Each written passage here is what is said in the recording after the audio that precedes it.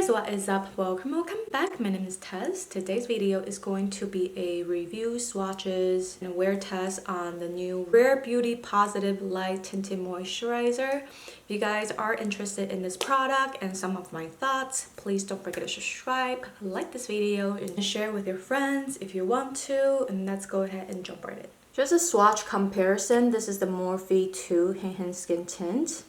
In the shade Hint of Cream. This is the Charlotte Tilbury 3 Neutral. I just reviewed this yesterday. Beauty Blender Bounce Skin Tint. This is the Rare Beauty Tinted Moisturizer in the shade 14W. As you guys can see, the shade is definitely a neutral kind of a pink. It's not too far off from this. It's like a shade lighter type of a pink. Yeah, this shade is definitely just too light. Check-in for my first impression. It's only been 2 hours, but you guys can still see my red spots, and around the nose has like faded already. It's only been 2 hours. As far as the appearance of my face goes, it doesn't really like plump up the skin or anything of that sort. It doesn't really give me any sort of a glow. Besides, it is just like a very light coverage tint. And on top of that, I do feel like the shade is a little off. It's a little pale. Anyways, I'm okay with it. I'm not like in love or anything at all. First impression, it's like a 4, 5. That's my first impression. I guess tomorrow we'll do a full day wear and I'll get back to you then. I'm using the Burt's Bees Sensitive Toner with aloe vera. Just a drugstore go-to. Just make sure my skin is clean today for the foundation.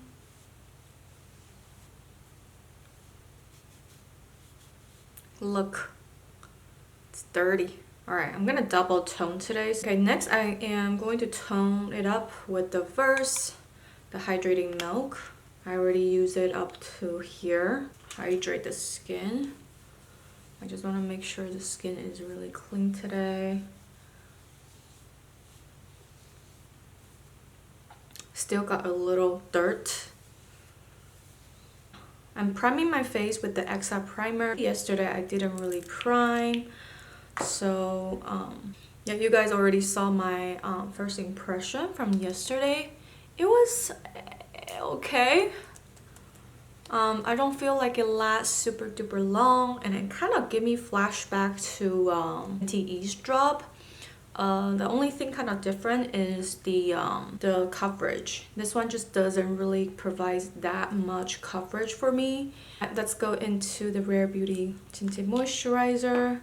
Comes in a squeezy tube like this, very reminiscent to the Fenty one or the drugstore foundation that I try, the Revlon one. It is quite liquidy, not super fluid, but like definitely liquidy.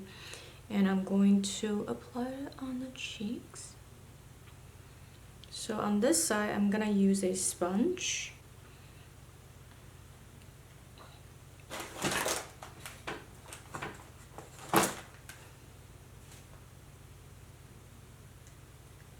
This shade that I picked up is kind of too pale for me, right? You guys can see it's definitely a little pale.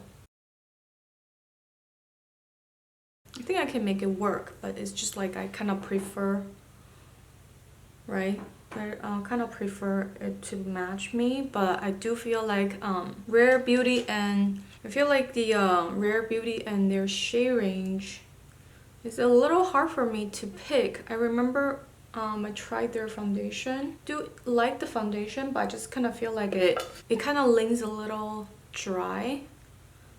But overall performance was not bad, the Rare Beauty foundation. I have issues with finding the right shades for me on the foundation line. I had issue finding my shade. I don't know if you guys have experienced their shade range and stuff. I think I tried 2, but they were not my shade, so. Okay, so you guys can see the coverage is I would say it's pretty light.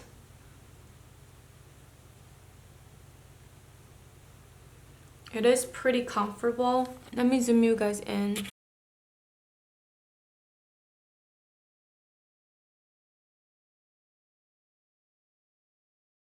You guys can see it doesn't cover super duper well. I would say it's a light coverage. This is just the first layer. Let's build it up a little bit and see what kind of coverage we can get out of it. I'm gonna squeeze some more.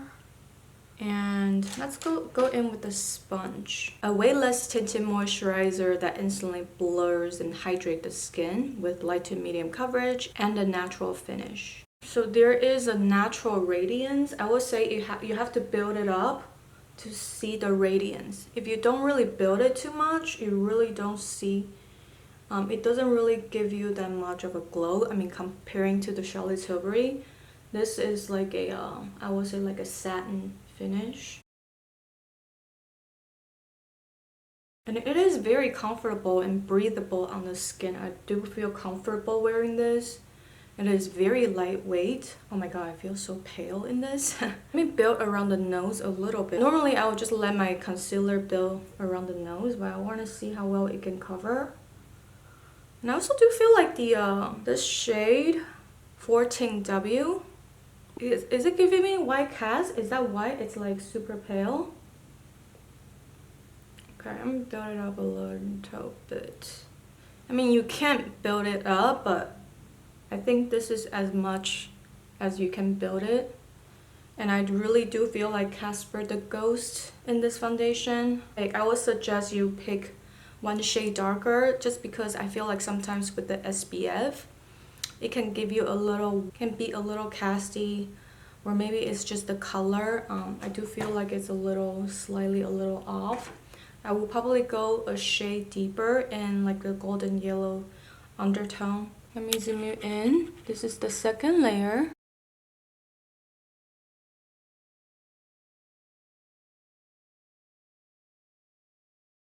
It didn't cover the redness. Okay, let me give you guys the close-up. I do want you guys to see there is some dry patches on the nose, and I do see it. And also here, it kind of cleanses a little bit.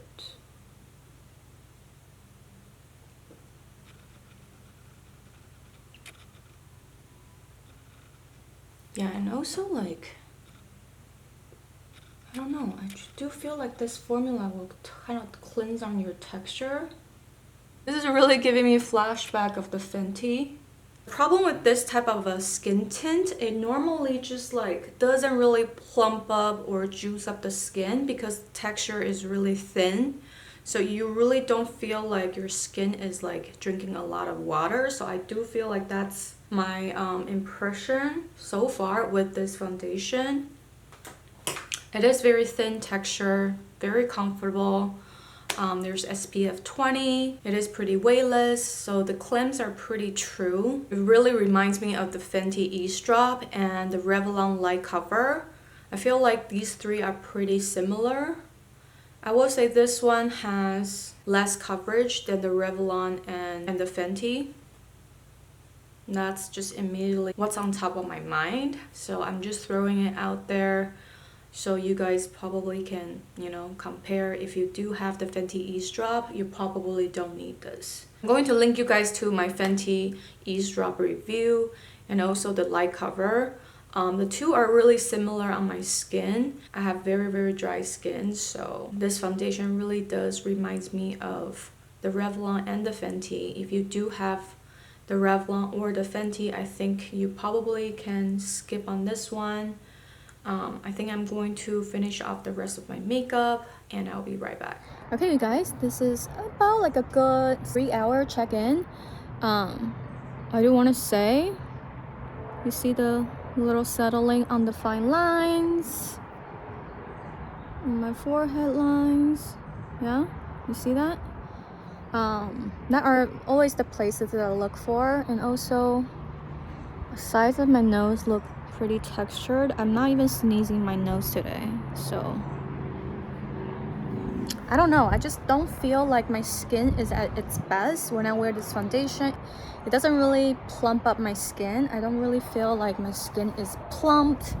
It doesn't look super duper glowy or juicy or anything like that. On top of that, it doesn't really cover super duper well. I know my skin can look so much better than this. And also the shade is just a little too light. I feel super pale in this foundation. Yeah, I feel like that's my thoughts on hour 3. We already see some settling on the lines, so and the texture area looks just a little dry, you know. So if you do have texture, dry skin, you don't care for the Fenty Eaze drop, I don't think you're gonna care for this one. So yeah, that's me on hour 3. I'll be back. Okay guys, we have reached hour 8. It is currently 10:32 p.m. We started around like 2-ish, 2:30. So yeah, let me zoom you guys in so we can assess the base. Alright, so I didn't really like sneeze too much today, but you guys can already see it has settled into my fine lines. You can very clearly see. The foundation has started to separate and gather on the smile line. This is the typical red flag for me. Yeah, it settled a little bit on the forehead lines too. Yeah, which I don't love. And also on the textural side, this side right here, I don't know, it looks dry. I feel like my skin just doesn't look super duper healthy. If you're around my age, late 30s, early 40s, 50s, I don't know how you will feel about this foundation. It doesn't have any like plumping or like it's lacking something that I really need, is that like fuller, juicier appearance of my skin. I will say after 2 days of wear, this foundation is a-okay for me. I don't really care for it that much. It's like a on a scale of 1 to 10, it's like a 5. I'm very lukewarm about it. I'm not really super duper excited to wear again. I've tried so many foundations in the past year and pretty sure like I know what I want and what I need in my foundation and base routine. This is just unfortunately not the foundation that I personally would want to use again. If you do have the Fenty Eaze drops, you can finish your Fenty Eaze drop and try this one. They're very similar. I would say the Fenty has a little more coverage than this. This is a very light coverage, I will say. It doesn't really stay on the face super duper long.